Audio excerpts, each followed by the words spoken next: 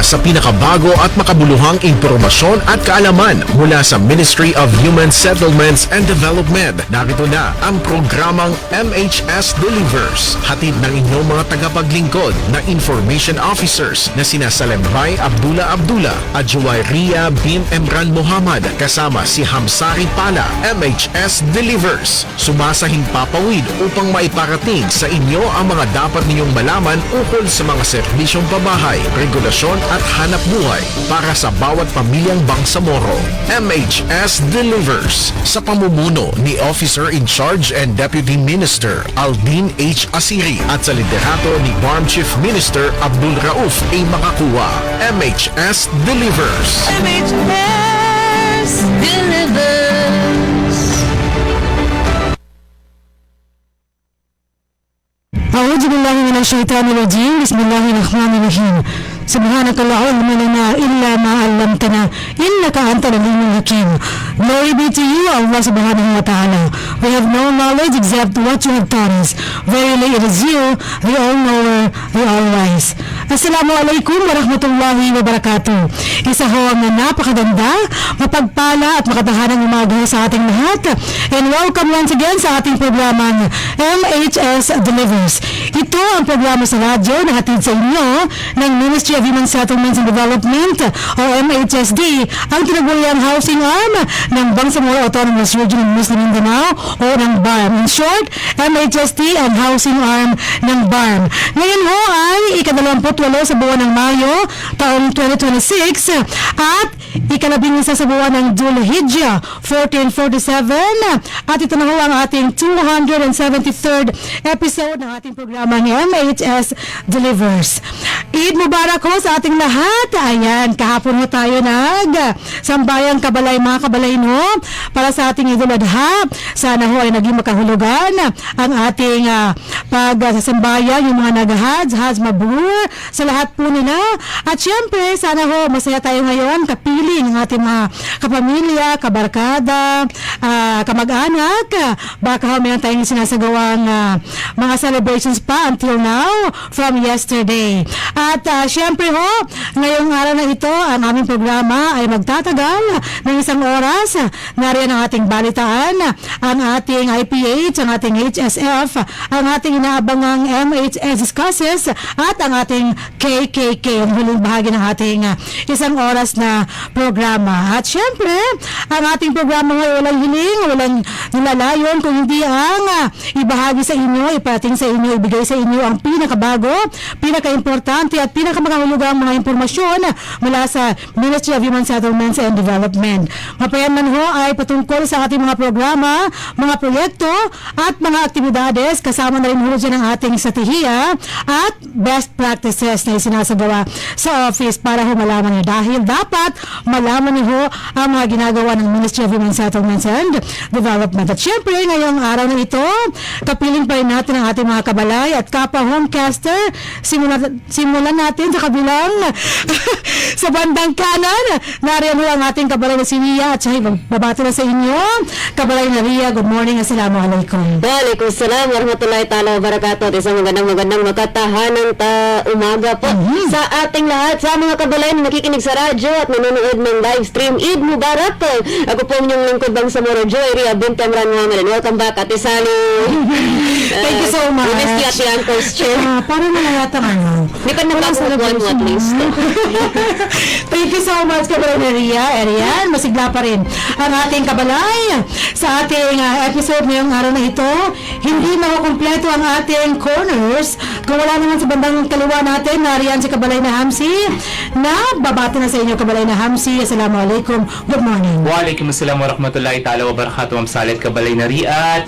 Eid Mubarak po sa lahat ng ating mga kabalay na Bangsamoro, and welcome po sa aming panibagong episodyo ng aming programa kung saan 1 oras na naman po tayo magsasama-sama para sa mga makabuluhang talakayan at mga bagong kaganapan ng aming ministry. At ako po yung lingkod Bangsamoro, Hamsari Pala. There you have it. Ang mga pagbati mula sa ating mga kabalay na si Ria at si Hamsi. At syempre, sila ho ang ating magkakapiling At tutulong sa atin na ibigay sa inyo ang kabuuan ng ating episode ngayong araw na ito. At syempre, hindi talaga mabubuo ang ating episode kung wala ang ating guest. Diba? Kabalay na Ria at Kabalay na Hamsi. Yes, ma'am. Sa bawat episode natin, meron tayong usapin, meron tayong topiko na pag-uusapan na makakuha kayo ng mga makabuluhang impormasyon. Ayan. At narito rin po ang ating kabalay na si Jazz. Ayan ang ating floor director. Tumitingin-tingin lang kung ano ang ating mga kailangan. Siyempre, mag-fill in the gap bawat episode natin. Okay. Kabalay na Ria, ano ba ang ating magiging topic mamaya sa ating MHS discusses? At sino ang ating guest ngayong araw na ito?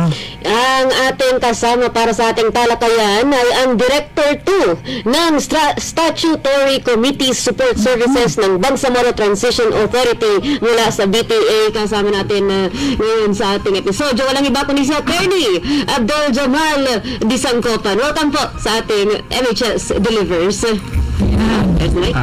Hello po, welcome din natin malugod na pag-welcome. Happy evening po sa lahat, sa inyo, sa lahat ng sumusubaybay sa programang ito. Ayan, inubahag sa'yo, sir. Sir Derek and sa iyong pamilya, I'm pretty sure napakasaya ng celebrations nila. Ngayong, Idul Adha, Kabalay na Ria, no? At mamaya, huwag mo kami iwan ha, dahil meron tayong pag-uusapan sa ating MHS discussions mamaya. Singilin ko yung libre yung trophy. Ayan, mamaya. At talagang, hindi pa rin hindi matupad yan. Mamaya, ang ating kapihan session. Pala sa emission. Mamaya, pagkatapos ng ating broadcast, ang ating episode ngayong araw na ito, babalikan ka namin sa ating segment na MHS Discusses. Pagkaraan lamang ng ating balitaan, ang ating IPH at ang ating HSF. Bago ang ating balitaan, tayo ho ay manood at makinig sa ating napakahalagang paalala patungkol nito sa ating Affordable Housing Program sa MHSD. Kabalay na Almansor at Datunohas, please take it away.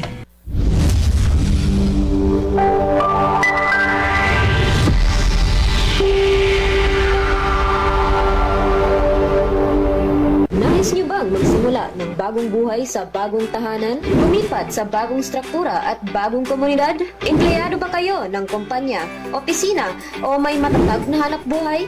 Narito na ang Ministry of Human Settlements and Development. Sa ilalim ng pamumuno ni Officer in Charge at Deputy Minister Alvin H. Asiri at sa suporta ni Chief Minister Abdul Rauf Sami Gambar makakuha ang proyektong Economic Housing Loan. Katulad ng mga struktura sa Phase 1 at 3 sa may Barangay Kapiton, Dato Odin Sinsuat, kasama ang Phase 2 sa Barangay Samba, Dato Odin Sinsuat, layunin ng Ministry pagpatuloy ang mga proyekto sa Cotabato City, Special Geographic Areas, Maguindanao del Norte at Maguindanao del Sur, pati na rin sa island provinces ng Basilan, Sulu at Tawi-Tawi. Narito ang 9 na requirements na kailangan ipasa para mag-avail ng housing loan. Una, filled out housing loan application form. Pangalawa, Certificate of Employment and Compensation notarized. Pangatlo, kung may asawa, kailangan magpasa ng marriage contract. Kung hiwalay sa asawa, kailangan magpasa ng separation papers. Kung balo naman, kailangan magpasa ng death certificate of spouse. Pang-apat, payroll o payslip. Panlima, proof of billing. Pang-anim, 2 piraso ng 1x1 ID picture. Pang-pito, photocopies ng 2 valid IDs with 3 specimen signature. Kung may asawa, 2 kopya ng IDs na may 3 signatures bawat kopya. Pang-walo, authorization letter na nagpapahintulot sa Pag-ibig Fund na imbestigahan ang beneficiary. At ang huli, pang-siyam, membership status verification slip. Para magpasa ng mga requirements o para sa mga karagdagang impormasyon, maaari kayong mag-chat sa Ministry of Human Settlements and Development, BARM Facebook page, o makipag-ugnayan sa opisina ng Ministry of Human Settlements and Development sa MHSD Regional Office, Bangsamoro Government Center, Rosary Heights 7, Cotabato City. MHS delivers.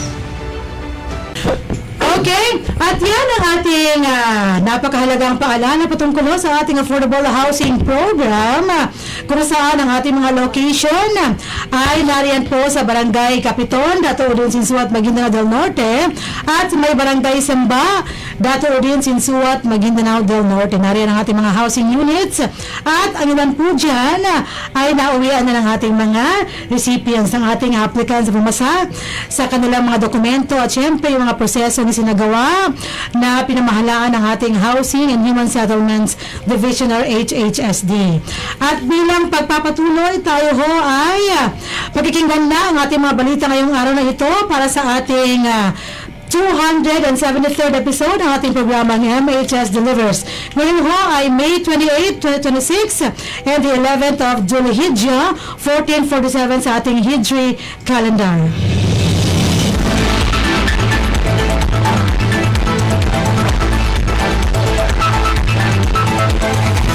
Ang ating headlines ngayong araw: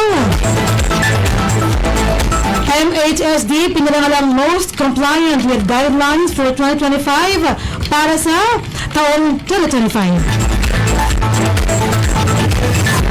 MHSD sinanay ang LGU-MDS sa devolved real estate regulatory functions.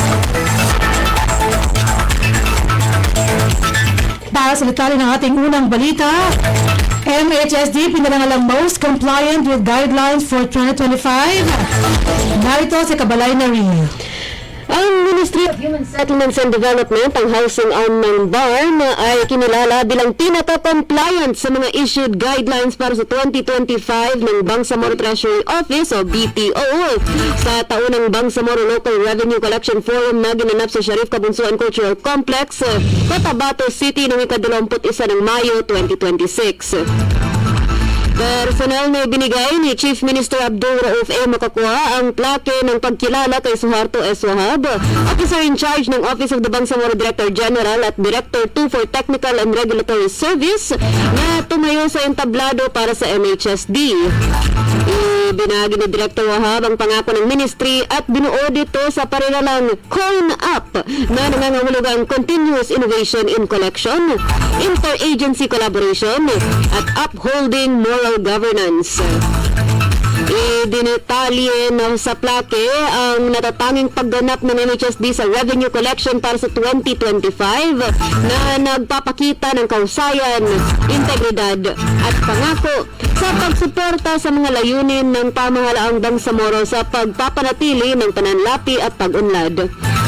Ngayon ng forum na magbigay ng mga update sa mga usapin ng pananalapi, makisali sa mga makabuluhang talakayan sa mga inisyatibo sa pangungulekta ng kita, at sama-samang palakasin ang pangako ng pamahalaan sa napapanatiling pag-unlad at pagpapalakas ng pananalapi sa rehiyon ng Bangsamoro. Kasama ni na OIC at Director Wahab, sina Norhaya S. Susman, Task Section Head, Rana E. Anayatin, Accountant 1, Joyce Rona C. Soliva, Senior Bookkeeper, at Ashir Bay John D. Hunsay, Administrative Assistant 2. Para sa payapang pamayat ng unlad na pamuhay, ako po ang inyong lingkod Bangsamoro, Juairia bint Emran Muhammad.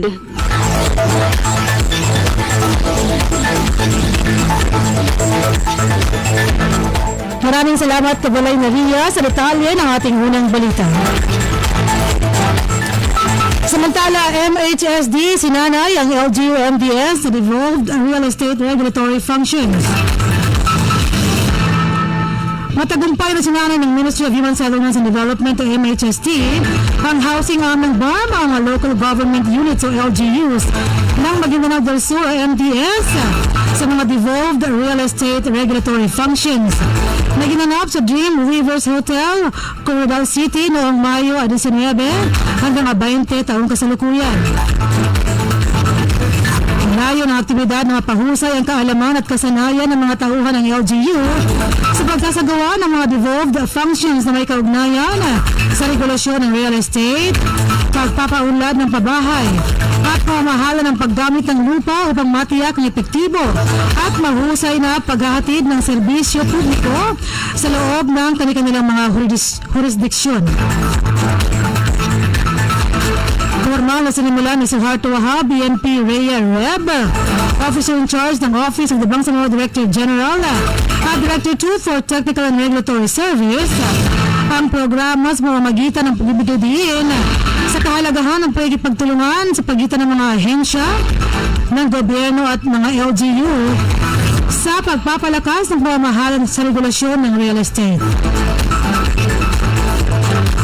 Pagkatapos ay sinalubong ni Nuruddin Abdullah, Provincial Director para sa MHSD-MDS, ang mga kalahok sa lugar na sinundan ng presentasyon ng pangkalahatang ideya ng aktibidad at ang mga serbisyong pangregulasyon ng Ministry sa pagpapaunlad ng real estate na ibinahagi ni Abdul Hamid Alawi Jr., Chief ng Policy Development Coordination and Regulation Division of PDCRD. Tinalakay naman ni Attorney Janiza Macapantar, ENP, Chief ng Environment, Land Use and Urban Development Division ng ILUD, ang mga tuntunin ng MHSD sa pag-issue ng mga locational clearance at zoning certificates sa mga LGU. Natapos ang aktibidad sa mensahe ni Salem Demuna, Director 2 for Operations and Management Service, na pinasalamatan sa aktibong pagkikilahok na ang lahat.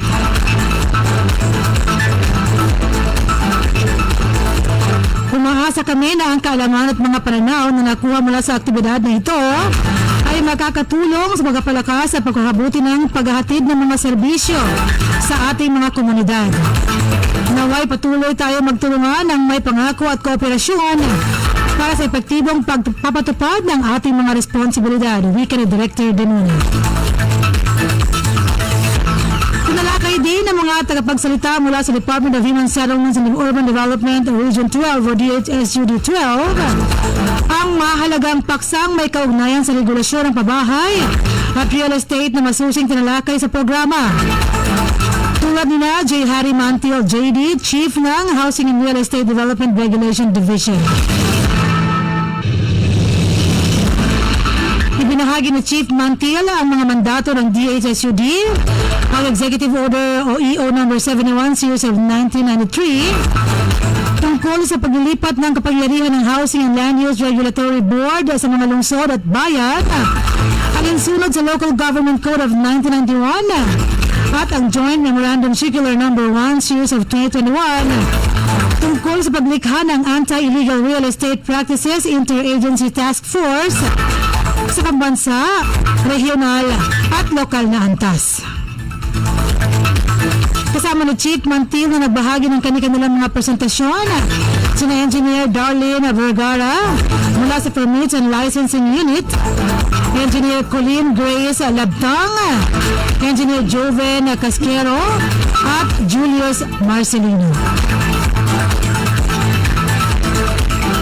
Para sa mapayapang pamamahay at maunlad na mamumuhay ng Bangsamoro, ang inyong lingkod sa Lembay Abdullah nagbalita.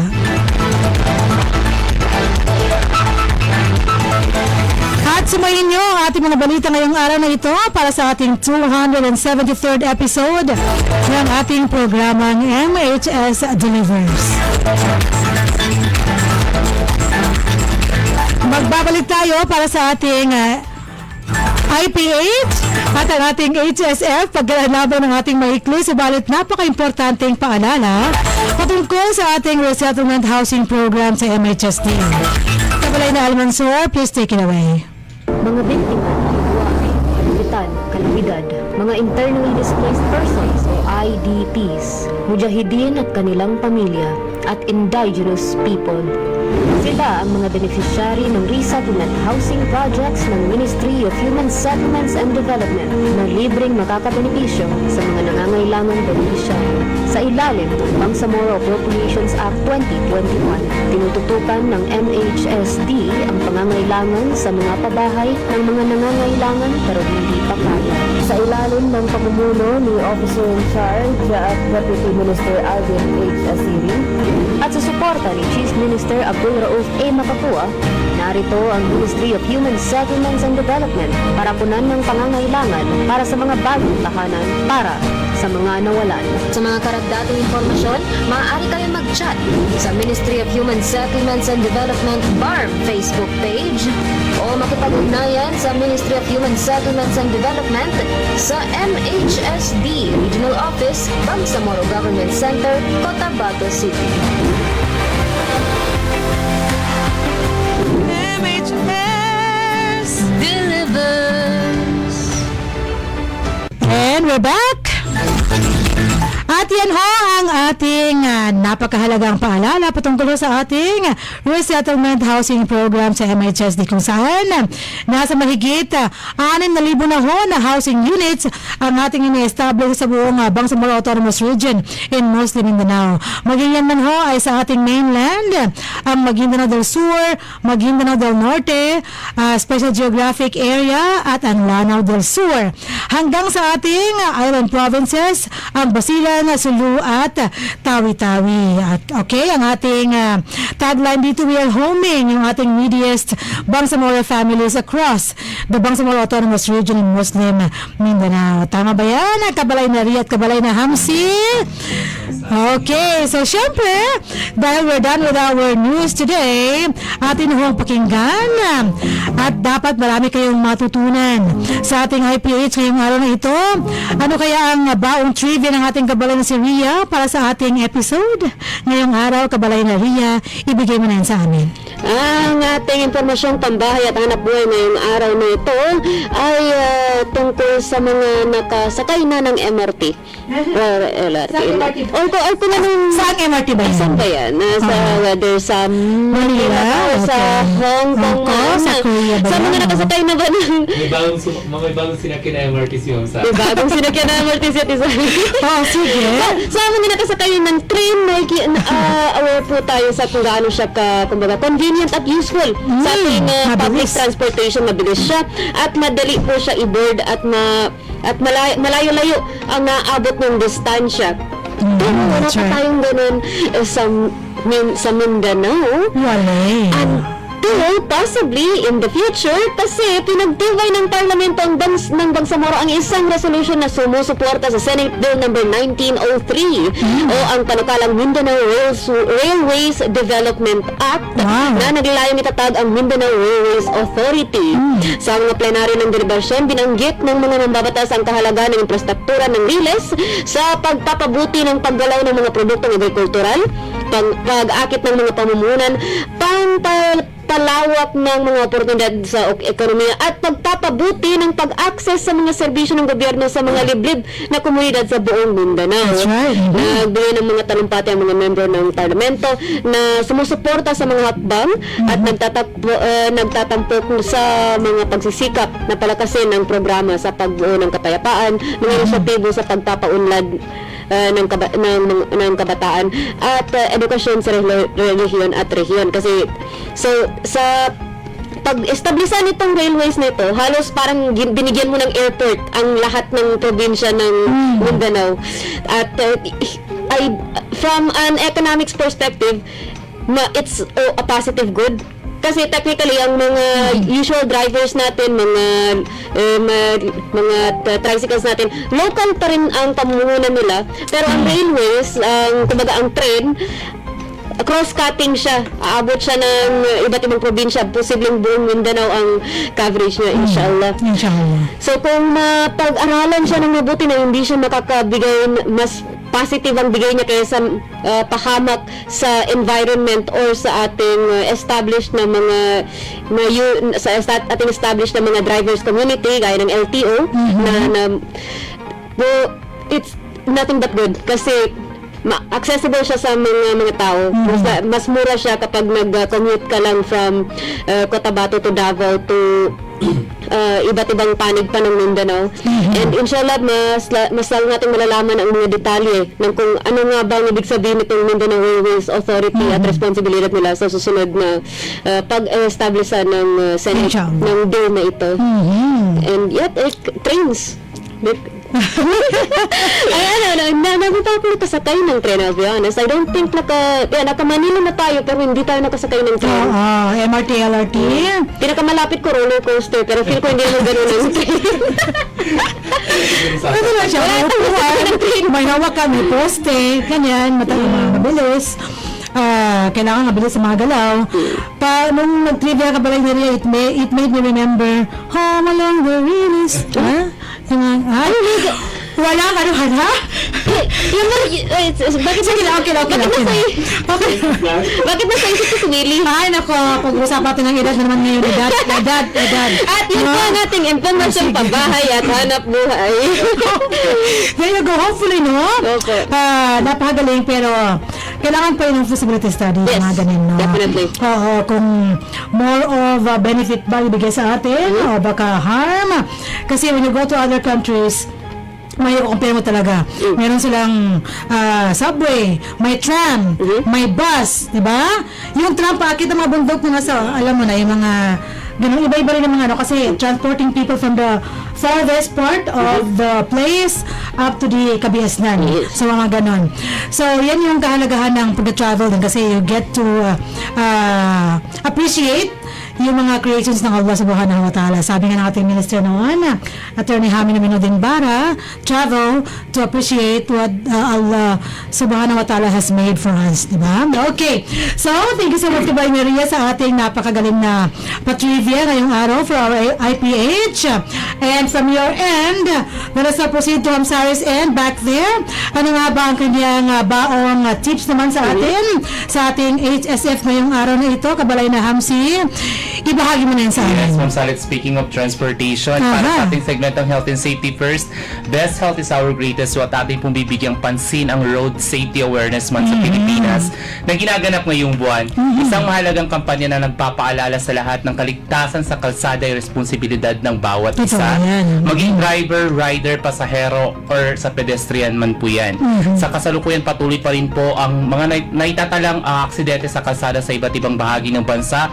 Marami sa mga insidente ito ay dulot ng overspeeding, distracted driving, pagmamaneho ng pagod or inaantok, kawalan ng disiplina at minsan ay simpleng kapabayaan. Nakakaapekto ito hindi lamang sa mga motorista kundi maging sa mga pamilya at komunidad na naiiwan sa oras ng trahedya. Mahalagang tandaan na ang aksidente sa kalsada hindi lamang inaasahan, ngunit sa tamang kaalaman at pag-iingat at disiplina marami sa mga ito ang maaaring maiwasan. Ang simpleng pagsunod sa batas trapiko at pagiging alerto ay malaking hakbang upang mapanatili ang kaligtasan ng lahat. Totoo yan. Kaya ngayong Road Safety Awareness Month, paalalahanan natin ang bawat isa ang responsabling pagmamaneho at tamang asal sa kalsada hindi lamang para sa ating sarili, kundi para rin sa kapakanan ng buong komunidad. Narito ang mga epektibong paraan para makaiwas sa aksidente sa kalsada. Una, laging gumamit ng helmet or seatbelt. Isa ito sa pinakamabisang protection laban sa malalang pinsala sa oras ng aksidente. Siguraduhin tama ang pagsuot, hindi lamang po isusuot lamang, kundi siguraduhin tama. Ang kapag ginagawa ko yun. Yung nakakabit na gaganin mo na lang. Gaganin mo lang para sabi ng seatbelt. At pangalawa, iwasan ng distracted driving. Huwag gumamit ng cellphone habang nagmamaneho. Totoo yan. Pangatlo, sumunod sa traffic rules at speed limits. Huwag mag-overspeed. Sundin ang traffic lights, road signs at mga pedestrian lanes.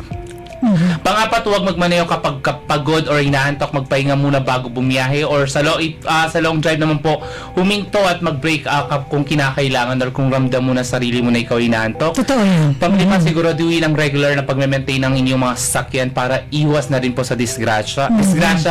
Pang-anim, mag-iingat sa mga masamang panahon, maghinay-inay kapag umaulan or madulas ang kalsada. Pang-pito, pairali ng disiplina sa kalsada, huwag makipagkarera or sumingit ng alanganin.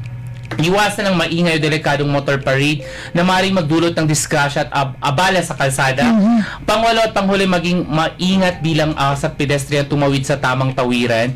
At mga kabangsamoro at mga kabalay, ang bawat biyahe ay may kaakibat na responsibilidad. Ang simpleng pag-iingat at disiplina, ang pagiging alerto sa kalsada ay maaaring makapagsalba ng ating buhay. Sa ating komunidad dito sa Bangsamoro, sa buong Pilipinas, sama-sama nating isulong ang ligtas, maayos at responsableng paggamit ng kalsada. At yan po ang ating maikling segmentong Health and Safety First. Best Health is our greatest wealth. Ako po niyang lingkod, Bangsamoro Sari Pala. Ayan, thank you so much Kabalay na Hamsi sa ating magaling na tips ngayong araw na ito para sa ating sineselebrate na Road Safety Awareness Month ngayong buwan ng Mayo. Yes, Diba? yes, Kabalay na Hamsi, anong sinabi mo? Pag-iingat, disiplina, what's the third word? Pag-iingat, disiplina, at nakalimutan ko yung Pagiging alerto. Alerto, ayan. Dapat ganun po tayo palagi, no?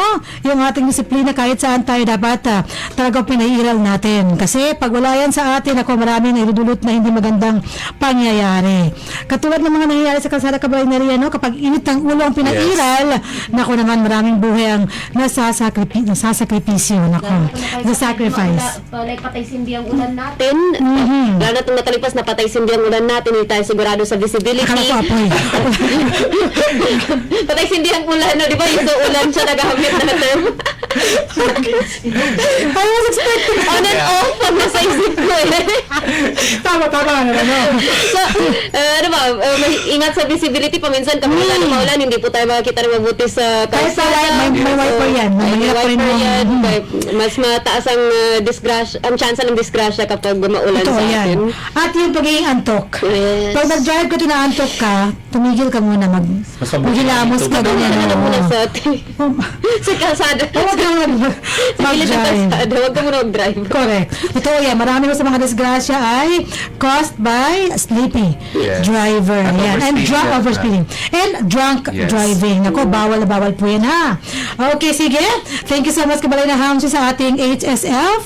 Sabi nga ni Kabalay na Hamsi, your best health is your greatest wealth. Ayan. Yes. Mashallah, alhamdulillah. So ngayon ho, dahil tapos na natin ang ating IPH at ang ating HSF, tayo ho ay dadako na sa ating MHS Discusses. Kung saan, ready na ho ang ating guest na ngayong araw na ito para sa ating topic na napakahalaga rin para ho sa pagpapaunlad ng ating bawat implementation sa bawat ministry, bawat agency or office na under the Bangsamoro Autonomous Region Muslim Mindanao, BARM government.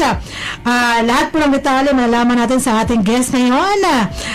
Si Sir Abdel. He wants to he wants us to call him Sir Abdel. Ngayon tinatawag ni Kabalay na attorney Lick ng Sir Direk. Nagaya ko na rin. Pero sa akin, yung kanyang initials, AJRD. Diba? Sir AJRD, Sir Abdel mo na muna ngayon para medyo madali. Sir Abdel, how are you today? Hello once again. Okay naman. Refreshed dahil nga kakagaling lang natin sa Idil Adha. So, fully renewed uli ang ating Totoo yan. purpose in life. Correct. Yan palagi ang ating binabalikan. What's our purpose True. in life? Ayan. Sige. So dahil purpose ng ating buhay pinag-uusapan natin, tayo naman ako sa ating purpose ng ating mga pinagtatrabahuan sa under the BARM government. Sige. Hindi lahat ng ating mga kabalay na Bangsamoro ay nakakaalam ng opisina ni Sir Abdel. So might as well introduce mo sa amin, Sir. Ano nga ba ang mandato? Ano ang iyong office? At ano ang functions ng office na ito? Oo, totoo yan kasi ang nakakalam lang ay kayo. Hindi naman. Thank you for this chance to explain kung ano yung ginagawa ng opisina namin. That's right. So, ang MHSD ay definitely hindi bago ang opisina namin kasi kami ang nagbibigay ng secretariat services. Ibig sabihin secretariat, kami po ang nag-a-arrange ng administrative, logistic. So, kasama po yan yung venue, pagkain, rooms kung nasa labas, even yung pag-request ng security assistance kasi po mga MPs kasi ang kasama. Talaga? Po, ganun po ka. We didn't know that. Kadami. We didn't know that. So kayo, Ngayon lang kayo, di ba? Pag pumapasok kayo sa oversight hearings, pag pinapatagong MHSD, kami na lahat, we want to ensure na seamless and smooth ang pagpasok ninyo para kung bubugbugin man kayo ng committee, Bugbog sarado na po kami. bugbog sa lahat, at least busog naman kayo. Totoo yan. Balanse lang, balanse. Oo, so, naku, hindi tayo maano dun sa mga words natin na bugbog at busog. So, Baby. administrative po iyon, meron din technical aspect, which is yung I would like to know. inaaral din namin at nagpo-provide sa committee ng Bangsamoro Transition Authority kung ano ba ang need ng mga MPs, like let's say ay research and analysis, no? Okay. So, kunwari, itong MHSD ay pinatawag ng committee. Then, kailangan i-prepare namin ng mga documents at bigyan din ng initial analysis ang committee members.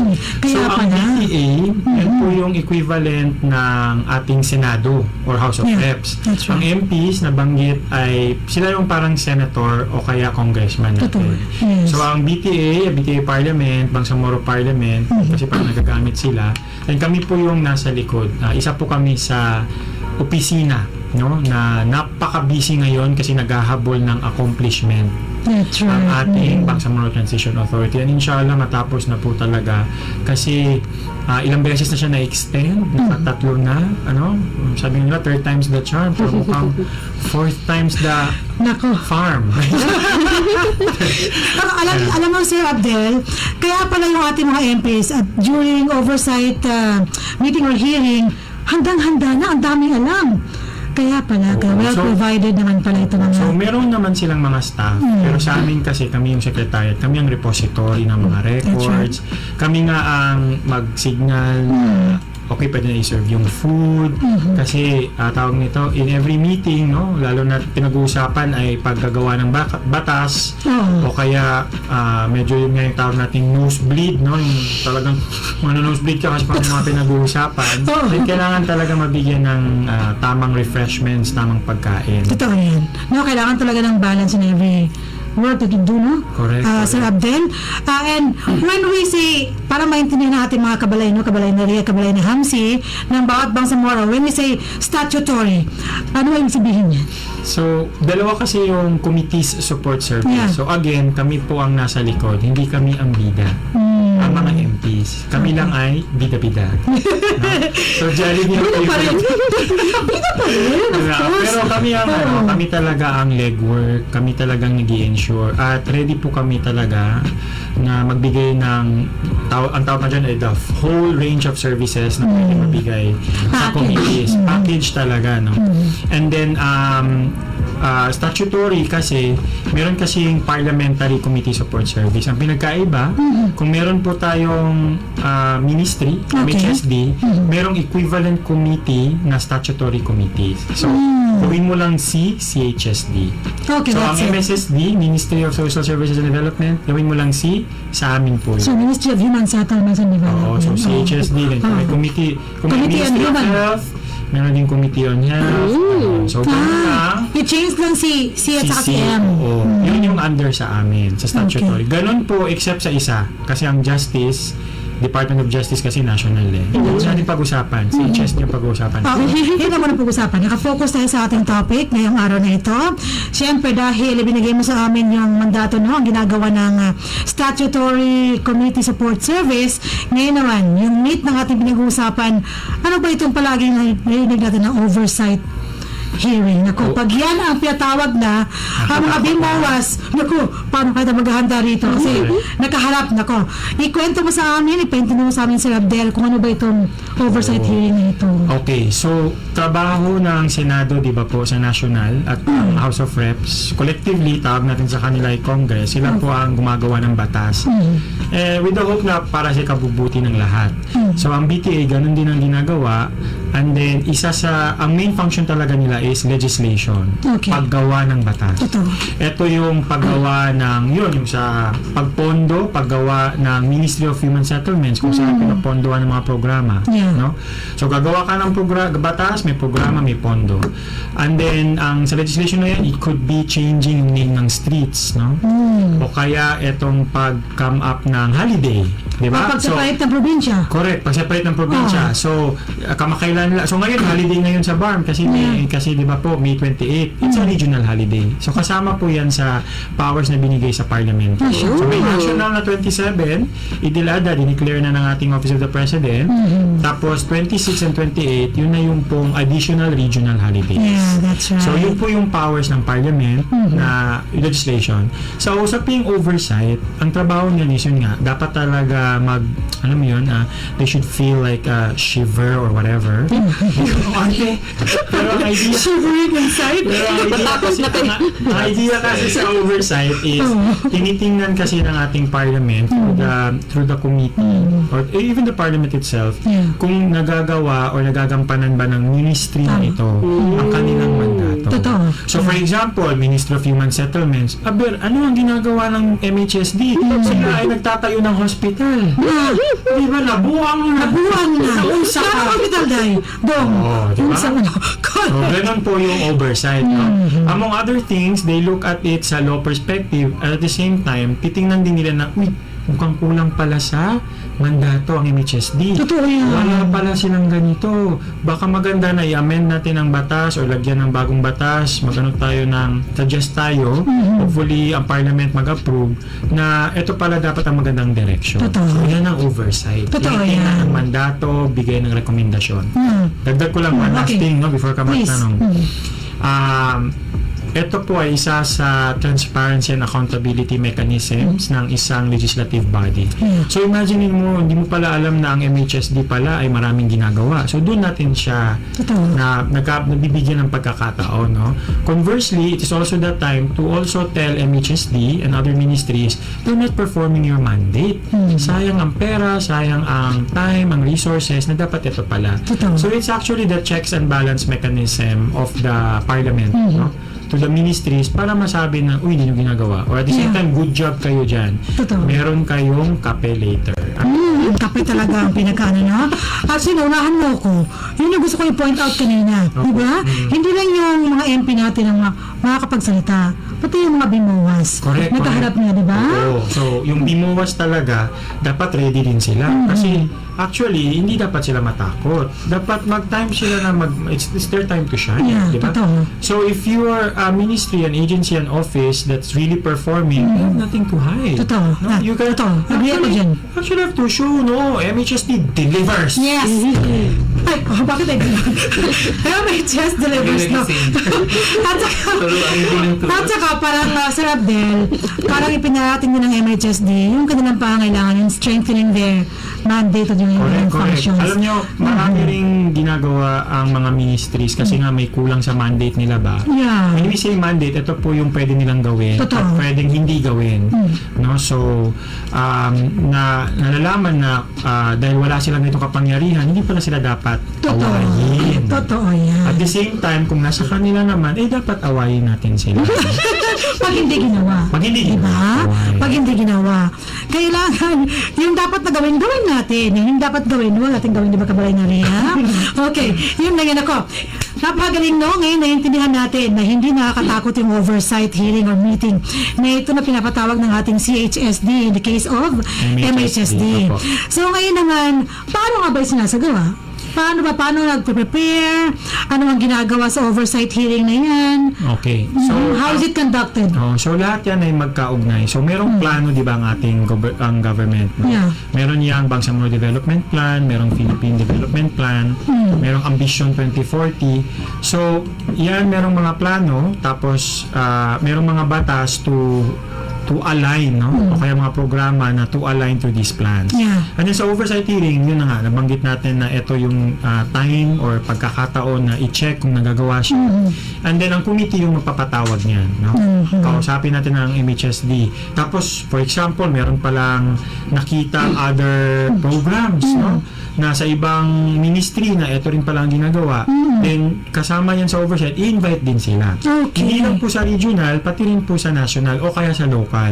Diba? Meron palang local na LGU na gumagawa ng Totoo. housing. Diba? Yes. Kasi nga, let's say, very innovative o forward-thinking yung kanilang local chief executive, baka pwede rin siya ma-ask kung ano yung ginagawang maganda. So, yun po yung preparation na ginaganap. Ang trabaho namin, bilang kami ang sa likod, is to make sure na yung objectives ng oversight hearing ay ma-achieve. Yeah. Kasi ang mga MPs po, minsan, pag sobrang madami silang tanong, minsan, na-excite sila ba, nakakalimutan nila, ay, ito pala ang purpose. So, ito yung trabaho namin magsabi na MPs, chairperson, ito po yung dapat natin ma-achieve for this 1 or 2 days.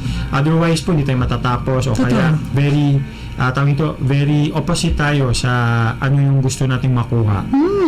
How do you do it? Do you whisper? Do you announce? Yes, careless whisper. How do you do it ba? So Binubuluhan mo si MP, ganyan, so no? kasama yan sa pag-prepare ng order of business, notice of meetings, kami ang magsasabi, no? Our MPs, we give to them as our leaders, no, sa ating Bangsamoro government right now. We give it to them to decide, no? And the wisdom is with them. But sa trabaho namin, we just advise them continuously and tell them, no, na parang lumilis na tayo sa usapan, no? And then meron po tayong order of business kasi po sa order of business nakalagay naman din sa notice din na ito ang pag-uusapan. So if we're talking about tawag nito, yung gumuhong connect ko lang. Ay, sa road safety pala kanina, no? Pinag-usapan natin na bawal ang distracted, tas yun ang in-invite, di ba? Yun, hanggang doon lang. Like ngayon, MHSD ang pinag-usapan. Yung pala, mga tanong ninyo is, ano yung sa Angeles City na gumuho, di ba? Ano yung kinalaman ng... Correct. O kaya, ang pagkatalo ng ating kandidata sa isang natapos na ano, o ano yung nakita ko kanina pa, no? Yun, sa usapin sa barn, yung mga roadworks, gano'n. So, diba, yung oversight, diba, we have to understand na kung ano yung nakalagay, diba, it actually helps the guests, the resource persons, diba, for them to prepare kasi usaping datos to eh. Oo, totoo. So that means kapag nalilihis na yung usapan, you redirect. Pabalik doon sa... We help redirect kasi we cannot speak. Correct. Secretariat, talagang assist lang talaga kami. We don't want to be in the limelight. We're fine being... Mga composer pala to sa likod ng mga sumisikat na artista. Parang ganun, sapo lang po yun. Actually, so, kaya pala nung time natin sa Manila, may pakape. Kasi generous yung nasa likod, di ba? Kasi yung mga time na yan, di ba, umabot nga tayo ng anong oras 6 na? p.m. Nagpa-6. Beyond pa. Opo. Kasi nga, pag-usaping housing, kung saan is a basic human right, no? It's a universally acknowledged right. That's right. And then, there's really a shortage of housing, not only in Barm, but in the entire Philippines. So, it really should be a priority. And if it's not, it should be consistently put at the forefront of the agenda of anyone who's sitting in the government. Mashallah, yes, that's Pa-English right. ako doon. I like that. I like the statement. Mashallah. That is so true. Totoo. Actually, and going back to our housing, backlog or housing needs, na mahigit 300,000, 300,000 diba? plus na nangailangan. So, ang oversight, we haven't reached 10%. 10%. With our interventions. So yan ang pwedeng gawin ng parliament na help out ba? Baka it's either a matter of operations or kulang ba sa pondo or kulang ba tayo sa technical assistance? Sa tao rin. Sa tao, diba? So yun yung makikita na sa oversight. Mga nag-work ko. Baka kulang pala kasi yun pala sa regional ang dami-dami nyo, no? O kaya ang ginagawa nyo nag-online kaya nagtatrabaho, no? Yung pala, hindi naman. Multitasking na. Diba? Dahil ang daming tapos sa satellite targets. offices, sa provincial pala, 3 katao lang. Totoo. Imagine mo, 4 lang. So, dun makita nila, we need more. If we want to address the backlog issue on housing, Totoo then yan. hindi kaya ng 4 lang na Totoo, sir. coordinator. Diba? Totoo, Sir Abdel. Yung absorptive capacity, di ba? Kasi titingnan ng BUR. Oo. Budget utilization rate. Gusto mo gumastos pero 3 lang kayo or 4 lang. Di ba? Naunsa. Panaunsa. Correct. Binigyan ka para po maintindihan ng ating tagapakinig, no? At tagapanood. You were given, for example, 100,000 pesos. Yeah. Tapos 3 lang kayo, dapat ubusin, dapat busog. Yan ang isa. Ano to? Kahit magsamyop tayo. Araw-araw, hindi pa rin siya enough, no? Like, di ba? Kaya murkaan ka, sabi ba? Pero, shucks, baka hindi tayo masensor tayo nito. Pero ang idea lang talaga is, yung absorptive capacity, tinitingnan talaga na kung ano yung binigay na pondo, na programa, it has a corresponding funds at kailangan talaga magastos. Pero kung kulang ang tao, yun baka talaga either dagdagan ang tao or bawasan ang pondo. Marami mang ways, no? Bright man ang ating mga I agree to that, no? yes. Ang MHSD ay working double time, no? Kasi nga, happy to say and happy to report, no? I think last week, first time na file ang oversight report ng isang committee. Ang MHSD, na after po nung last year, nakapagkama po ang Committee on Human Settlements and Development ng oversight report on MHSD.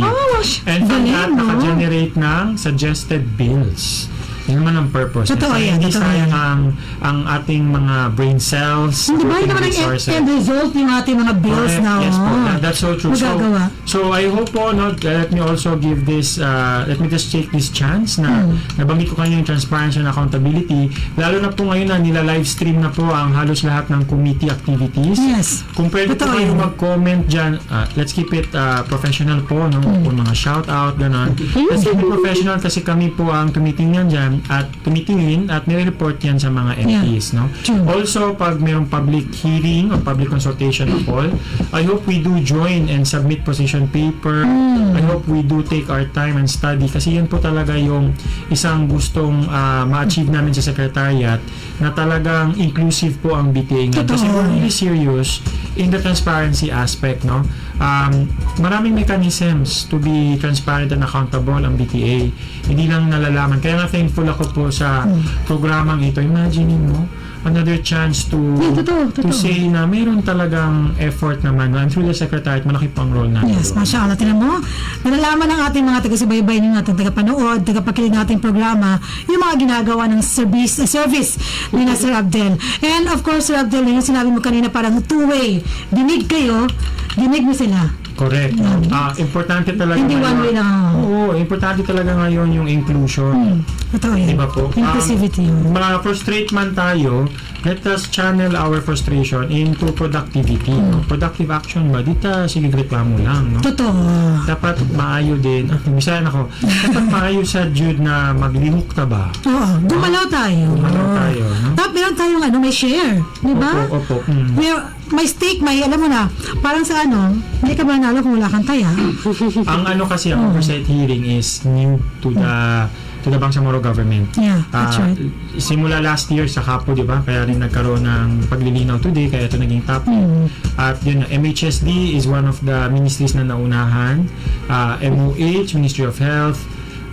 Actually, each committee naghahanda na. Ang NIPA, pati din yun sa mga Para sa IT ating affairs, yes. marami rin pong mga gustong i-oversight kasi nga, it's about time na our MPs that they realize na kailangan din talaga paigtingin. Yeah. And our speaker, no, the leadership of Speaker Muhammad Yaqub, sabi niya na I will support all initiatives of oversight. He's been so supportive. Kasi para talaga makita talaga yung paano nagpa-perform ang ministries.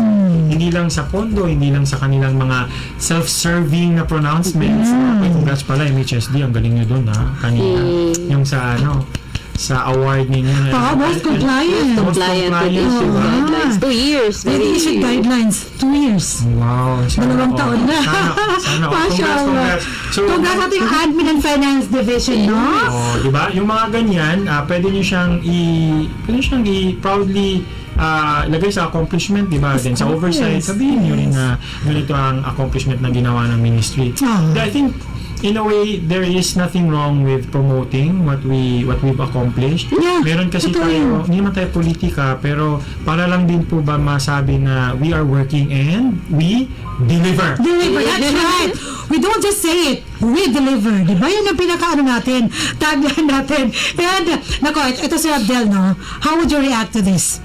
Sabi nila, ang oversight hearing, naghahanap ng mali. Hinahanapan na ng mali. Mga ganyan. Totoo naman.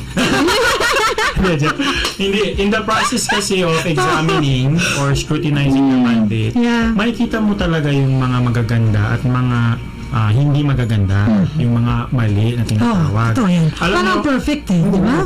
At saka, alam nyo, if the ministry is also really serious, or the agency is serious na magkaroon ng improvement, magkaroon ng more accomplishments, then dapat talaga hayaan itong checks and balance mechanism. Totoo yan. Sabi mo nga, sir, wala kaya katakot kung talagang ginagawa mo ng tama. Correct. Paano nyo Every bit of your work. second consecutive year? Diba? Mashallah. Baka pangatlong taon din, inshallah. Okay, sige. Ito na lang. Tawag dito, gaano kadalas sinasagawa ang oversight hearing? Kailan siya dapat isagawa? So, alam nyo, sa Bangsamoro, sa GAAB, ito po yung General Appropriations Act of the Bangsamoro, first time this year nakalagay ang oversight hearings conducted na target. So, kaya po yun puspusan. Meron na. Oo. At hindi lang yun, pinondohan na. Pinondohan na. So, kasi Anong nga gawin mo? Dapat itarget mo pero walang pera. Oh, totoo yan. Di ba? Yung usual, no? Oo. Buti kang milyonaryo. Di ba? Hindi man, no? Hindi man. So, nagkaroon ng pondo, nagkaroon ng target. So, kaya rin po expect na more oversight hearings na gaganapin ng mga committees ng parliament ng BTA. And then, gano'ng kadalas? Ang minsan? Hindi natin alam. Ano kadalas? Seriously? Hindi talaga natin alam kasi... Whenever needed. Oo, Parang ganun, no? oo. And then, kung satisfied na po ang committee, then there's no need, no? Yeah, And correct. also, kung may pumutok na issue, let's say, siguro pala yun, no? Sa awa ng Diyos, sa hindi naman mangyari na merong housing problem, for example, no? Biglang gumuho or whatever, sana wala Huwag naman naman. sana, oo. Yun yung mga biglaan mangyari in the future na pwede magpatawag ng oversight. Diba? Yun ang nga sa pain. Bagyong Correct. pain, di ba? Bagyong pain, nagpa-oversight about it. Nagka-landslide, nagbaha, gano'n, na kailangan talaga Pero at that time, hindi pa siya tawag na oversight. Hindi pa. Committee hearing pa lang. Ngayon Totoo. na talaga, kasi nga, 6 years, 2019-2016. So, mga 7 years na po ang ating transition government. That's right. Natututo naman kami at gumagaling. Totoo. Tapos, alam nyo, ang maganda ngayon kasi hindi lang fresh ideas, fresh din kami sa itsura. Dapat na. I agree to that definitely. Dapat hindi lang po yung mga ginagawa ang fresh na fresh at mga accomplishment yung tao mismo. I'm just making it light, no? Kasi I hope po I hope everyone really get the message of this mechanism as a checks and balance and really to ensure na sa bagong BARM government, hindi tulad ng previous ARM, na meron talaga pong mga mechanisms for ensuring na may transparency, lalo na sa legislative arm ng ating government. And remember, transparency is one of the features of moral governance. Correct. Diba? So yan yung ating na-advocate dito po sa ating Rehiyong Bangsamoro. Naku, may gusto pa ako sabihin kayo nakalimutan ko tuloy. Sige lang, kasi we are Oo nga pala. upbeat. If you feel refreshed, motivated, di ba? Mas lalong gumaganda ang trabaho mo pag ganun. Correct. Kaysa stress ka na. Oo. So, itsura mo, hindi na ganun ka fresh, di ba? Kailangan, may ganun. Okay, sige. At dahil naintindihan natin lahat from our, teka lang muna ha. We would like to know, ano ba, mayroon bang counterpart or may katagabang Tagalog for oversight? Paisip tuloy Diba? ako, parang wala, no? Ang sabi kasi, ang trabaho ng parliament ay tatlo. Legislative, lawmaking, tagagawa ng batas, yes. pangpalang batas, tagagawa batas, and then representation, no? Ibig sabihin, meron kang constituency nire-represent mo. So, ako ay Maranao, ito ay Maguindanao, ito ay Tauso, ganyan, no? IP, ganyan. And then yung pangatlo yung oversight. Oo nga. So, Ano ang Tagalog ng oversight? ano oversight Tagalog ng hearing? tingin, Parang sobra sa tingin. Taas ng tingin, makikinig. yung mga hindi pa nangyayari siguro, iniiwasan mo na kaya mga ganun na mga yung Tagalog. Teka lang ha, baka may Sinatch kung meron, no? Pati ako Kapag yung hearing, ang labas niya nakikinig. Iba ang sa kanya pangasiwa. Oh, of course. So, ano yung hearing? Pagpuna. Di ba? Pagpuna. Siguro ang closest na masabi ko just yung yung English word na parang scrutiny. Yeah. Skin scrutiny. Yun talaga. Kasi para pag hindi mo kasi acknowledge na may mali ka, hindi mo siya correct. Ba? Nilalangan pa na. Bakit may ganito? Uy, nakaligo naman ako. Grabe naman to. Teka muna. Kasi kung hindi mo alam, if you're not aware, may mali ka, how would you correct it? Diba? Correct talaga yun. You don't acknowledge. That is, yes, that is And again, it is not to find fault. Yeah. But I think To strengthen. correct. And to what do you call this? We are all working naman for the betterment of our Bangsamoro Yeah. Totoo yan. people, di ba? So, hindi dapat natin masamain, no? On our part, ang importante lang sa amin is makapag-prepare. We help the ministry prepare. Yeah. Depende sa kung ano yung nire-request po ng ministry or ng agency. So, kung kailangan nila ng ganitong data, ano yung latest, ano yung analysis nila, we give it to Hindi them. chika ha. Yung ito factual na ano. That's true. That's true. Correct. Okay. So, ikaw, Maria, gusto mo magtanong pa? One more. We have, tawag ito, sumapa tayo sa oras. At, parang gusto ko pang tanongin itong isang ito, pero wala ng oras. So, kailangan talaga, sige. Aside from these activities, no, may mga gusto ka ba bang ibahagi sa amin na ginagawa pa ng iyong opisina or ng BTA? Yeah, Aside from the oversight hearing. So, nabanggit ko naman din, kung meron po kayong makita sa website or sa Facebook, please, first of all, please visit the Bangsamoro Parliament website. Nagtatanong sila kung na-file na ba itong batas na ito. Yeah. Sobrang ina-update namin yan every day. What's your website? So, parliament.web... Isa mo lang. Itin namin ang comments sa ating Parliament live website. chat. Yeah, basta bang sa mga Parliament Website, website. i-search lang, no? Nandun lahat, bills, kung anong ginagawa ng committee. So, Yun din ang website kung saan makita ninyo ang lahat ng current na BTA members. correct. Yes.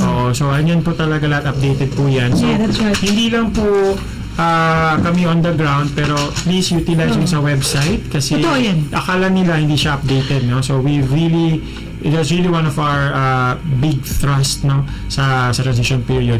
The other one is when we go to the ground to do like sa I hope again iulitin ko lang, hope you go to the consultations Totoo na yan. all over the BARM provinces, no? Yun ang share nila. Oo. Like last week, galing kami ng Tawi-Tawi, Basilan, for different bills, no? And then meron sila ng Bilsur, SGA.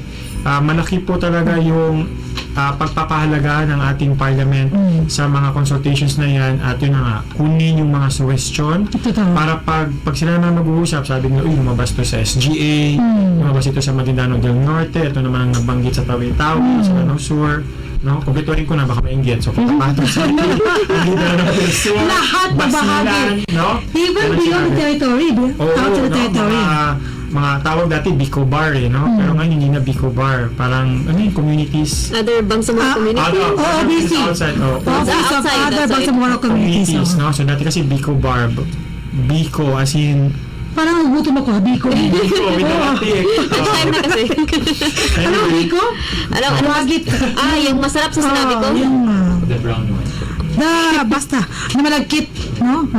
Sarap naman. Masarap, di ba? So, yun ang ginagawa yun sa BTA. Sa amin naman po, we also prepare continuously kasi hindi lang po oversight ang ginagawa, pero yun nga, sa dinami-dami ng committees, weekly po kami nagpe-prepare for that, no? And ang isa sa pinaghahandaan namin kada taon is itong budget hearing. No? So, makikita na naman po tayo MHSD. The budget hearing. Oo, kasi dati po, pag humingi tayo ng pondo, kailangan pa natin pumunta sa national. Ngayon sa BARM, alinsunod sa Bangsamoro Organic Law, dito na po tayo sa ating Ministry of Finance and Budget and Management. Correct. So hindi na po natin, kasi dati po sa ARM ako nag-work nung nasa Regional Human Rights Commission ako, based in Marawi. Talaga Kami sa Marawi, di ba kayo nilik? Pagkasama dati? Ang ating ilo chief. Sa regional man. Regional, okay. Oo. So, nagkaroon po ng consolidation sa regional office, tapos yun po ang dadalhin sa Manila. Ngayon po, dito na diretso. Dito na, diretso So, yung na. budget hearing, yan ang pinaghahandaan namin.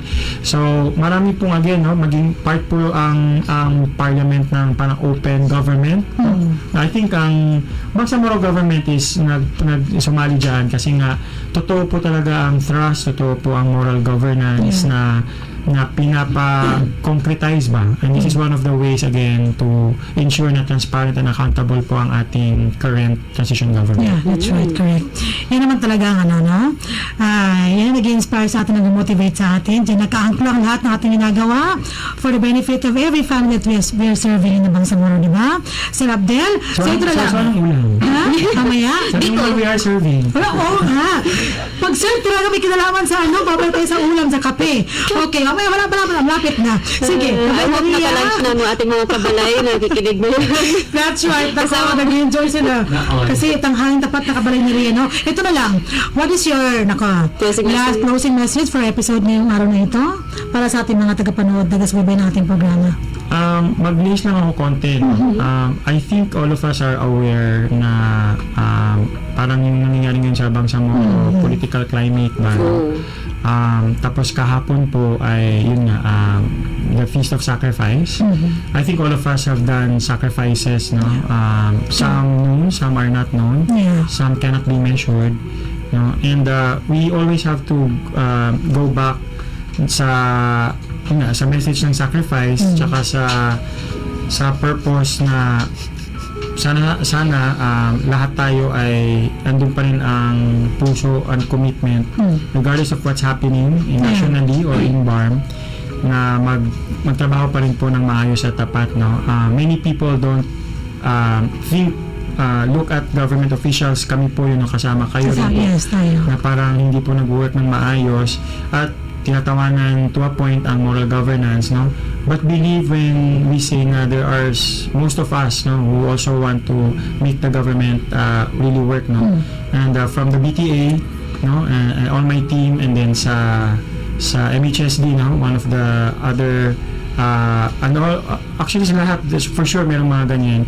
I hope we continue to strip away the noise and continue what we've started in 2019 na matuloy-tuloy at hindi na dapat bumalik sa era na kung saan hindi tayo pinapansin at pinagtatawanan ang arm, no, mga Bangsamoro. I'm not asking for unity, I'm just asking for all of us, no, na kasama rin sa dasal natin na mag-succeed talaga itong transition government kasi we only have one chance at sana ma-fully capitalize natin ito. And in the remaining months, no, let's continue to be hopeful. Support the BTA, support the MHSD. We only have one barm to really fight and, you know, and live and really make sure na mag-succeed po talaga siya. Amen. Mashallah. Very well said, no? Tumagos hanggang sa kailaliman ng aming puso yung sinabi ng ating guest ngayon. So, Abdel, thank you so much for siguro awakening us, tawag dyan, pagising sa atin, at syempre yung pag-motivate pa rin sa atin na gawin ang ating mga trabaho, no matter what's happening, tawag sa paligid natin, and of course, kung ano mga nang atin na umbisahan, dapat tapusin natin, no? No, with flying colors for the benefit of the people we are serving. Yan naman yun eh. Correct. Diba? So, thank you so much. Nasabi na lahat ni Sir Abdel kanina, yan din ho ang nilalaman ng aming mga puso. Kaya hindi ho nagbabago ang ating pagtatrabaho, ang ating support sa ating BTA, sa ating Chief Minister, sa lahat ho ng ating mga leaders sa BARM, for the benefit ng ating mga pinaglilingkuran. Yan naman po ang ating, the reason why we exist as government employees. Ayan. So, nako, hindi po tapos sa ating programa, ha? Masyado na tayong na engrossed doon sa ating pinag-uusapan at sa message ni Sir Abdel. Thank you so much. We hope to have him, again, in the other episode that we have. We're gonna have, inshallah. So, Kabalay Maria, para matapos ang ating episode ngayong araw na ito, ano ba ang iyong magic 3 questions para sa ating KKK? Kabalay Maria. Assalamualaikum warahmatullahi ta'ala wabarakatuh. At narito po tayo sa segmentong KKK kung saan ang inyong kasagutan sa aming katanungan ukol sa kaalaman ng ating programang posibleng magpapapanalo sa inyo ng 100 peso load. That's right. Ipadala lamang ang tamang sagot sa numerong 0955-799-4778. Ulit, 0955-799-4778. So without further ado, sa mabilisang speedrun, unang tanong, mahirap mamili ng tanong sa buong tinalaki ninyo. Magbigay ng isang aktibidad na ginagawa ng Statutory Committee Support Services tuwing oversight hearing. Isa lang. Oo. Yes, isa lang. Second question, magbigay ng isang committee na nagsasagawa ng oversight hearing sa mga ministries. Okay, nabanggit yan kanina. Sige. And ikatlo, gaano kadalas ginaganap ang oversight hearing? So, Kabalay Maria, lahat ba nang yan sasagutin mo? Isa lang ang sagot. Kahit isa lang ang tamang sagot ninyo, pagkakataon na yun para manalo ng 100 peso load. So, kung sagutan nyo lahat, baka mas mataas ang chance ang manalo ninyo ng 100 peso Ang ating load. numero, kung saan sila mag-isay na kanilang sagot? 0955-799-4778. Muli, ang unang tanong, magbigay ng isang aktibidad na ginagawa ng Statutory Committee Support Services tuwing oversight hearing. Pangalawang tanong, magbigay ng isang committee na nagsasagawa ng oversight hearing sa mga ministry. At ikatlo, gaano kadalas ginaganap ang oversight hearing? Gaano kadalas? Okay. Ipadala na ang inyong tamang sagot sa numerong 0955-799-4778 at Eid Mubarak. Eid Mubarak! Text ako kayo ng inyong tamang sagot.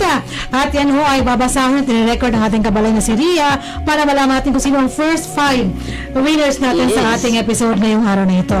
At dahil nakompleto na ho ang ating episode ngayong araw na ito, ang ating 273rd episode ng ating programang MHS Delivers. Again, today is May 28, 2026 and the 11th of Dhul-Hijjah, 1447. Kami ho ay magpapaalam na sa ating episode ngayong araw sa ngalan ho ng ating mga mababait and very supportive leaders sa MHSD, ang ating Minister Zaidi C. Ali, ang ating Deputy Minister Aldo Nasiri, at ang ating Bangsamoro Director General Ismail Ibrahim, at sa ngalan nila, Ako po ang inyong lingkod Bangsamoro Joy Ria Bint Imran Muhammad. At ako po yung lingkod Bangsamoro Sari Palat sa ating mga kasamaan sa ICS. Sir Datuno sa Idaud, Sir Almansur S. Ugaw, Ma'am Jasmine Ilangit sa ating kasamaan sa technical side ng DXMS, Sir Jet. Maraming salamat po sa pagsama sa amin sa episode na ito. yes, maraming salamat at sa ating guest ngayon, thank you so much, Sir Abdel.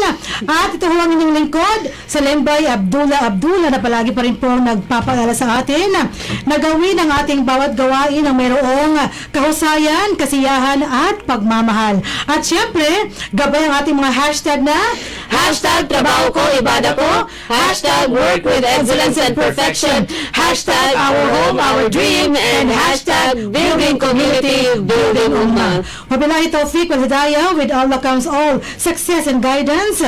Kami ho ay nagpapaalam na at palagi pa rin bumabati sa inyo ng Assalamualaikum Warahmatullahi wabarakatuh. Eid Mubarak. Eid Mubarak. Sumainyo ang programang MHS Delivers mula sa inyong mga kabalay na tagapagbigay impormasyon ukol sa mga tulong at serbisyong teknikal, pabahay at hanap buhay para sa bawat pamilyang Bangsamoro. MHS Delivers at sa liderato ni BARM Chief Minister Abdul Rauf A. Makakuwa. MHS Delivers. Ang mga pananaw at opinyon na ipinapahayag ng mga tagapagsalita at mga panauhin sa programang ito ay hindi sumasalamin sa polisiya o posisyon ng himpilang ito. Radyo Vida 882 Kaibigan totoo Vida narito Radyo Vida ng Notre Dame Broadcasting Corporation. Vida narito Vida ka rito. Ang balitang ito ay hatid sa inyo ng Alaksan Extra. Ang kilala mong Alaksan, extra galing na. Up to 3 times faster versus Alaksan FR. New Alaksan Extra. Ang balitang ito ay hatid sa inyo ng BMed Premium. Kitang-kita ang galing. Ang balitang ito ay hatid sa inyo ng Joy. New Joy Swakto, 45 pesos lang. Magandang araw, narito ang balita sa oras na ito. Itinanggi ng Malacanang na tinatarget ng administrasyon ni Pangulong Ferdinand Marcos Jr. ang mga miyembro ng majority bloc sa Senado, kasunod ng kinakaharap ng mga kaso ng ilang senador. Sa sidelines ng state visit ng Pangulo sa Japan, sinabi ni Palace Press Officer Claire Castro na matagal nang umiiral ang mga issue kina Senators Jinggoy Estrada, Joel Villanueva at Rodante Marcoleta bago pa man mabuo ang 13-member majority bloc sa Senado. Nauna nang inanunsyo ng Office of the Ombudsman na magsasampa ito ng mga kasong plunder laban kay Estrada, habang right na rin umano para sa pagsasampa ang kahalintulad na kaso laban kay Villanueva. Nakakuha rin ang Ombudsman ng precautionary hold departure order laban kay Marcoleta kaugnay ng reklamong plunder. At yan ang balita sa oras na ito. Ako si Rufa Mokalid. Ang balitang yan ay hatid sa inyo ng Alaksan Extra. Ang kilala mong Alaksan, extra galing na. Up to 3 times faster versus Alaksan FR. New Alaksan Extra. Ang balitang yan ay hatid sa inyo ng BMed Premium. Kitang-kita ang galing. Ang balitang inyong napakinggan ay hatid sa inyo ng Joy. New Joy Swakto, 45 pesos lang. Radyo Vida. Good news, future achievers! Notre Dame University Junior High School is now accepting enrollees for school year 2026-2027. Experience quality education that shape minds, builds character, and inspire excellence. And here's more great news! No tuition fee increase for school year 2026-2027. Enroll with ease. Enjoy a low down payment for only 2,000 pesos, inclusive for a complete set of books. Admission test process is ongoing. Visit the NDU Junior High School office today to get your entrance exam schedule. Enrollment and pre-enrollment for incoming grade 7 starts April 13, 2026. Summer enrichment class enrollment starts April 13, 2026. Summer enrichment class begin April 20, 2026. Opening of class for school year 2026-2027, June 15, 2026. We also offer summer dance and sports clinics. Develop your talents while having fun. Don't miss this opportunity to be part of school that nurture excellence, discipline, and faith with quality education, strong values, a welcome community for all. Visit the NDU Junior High School office today for complete enrollment details. Enroll now and be part of Notre Dame University Junior High School, where your future begins and your dream take flight. Notre Dame University, transforming lives, shaping the future. We lead, we inspire. Be a transformative leader. Be an Oblate Damien today. Happy Fiesta! Kinahanglan, extra ang handa. Kaso, fiesta po ng akong body pain.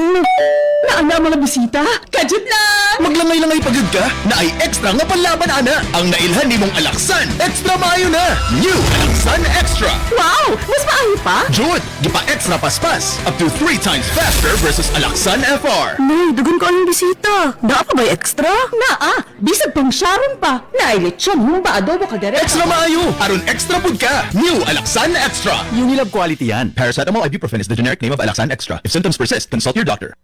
Alaga mo siya ang umpisa ng pangarap na nakakamit. Sa pinagkakumapit, tagumpay ay mararating. Kasagana ay nakakamtan. Bimeg ang katuwang. Be the best, be galing. Bimeg, pulidong kalidad sa produkto at serbisyo. Kaya dudat ka ba'y di alintana. Bimeg ang kasama. Be the best, be galing. Bimeg ang kapili. Be the best, be galing, be Meg!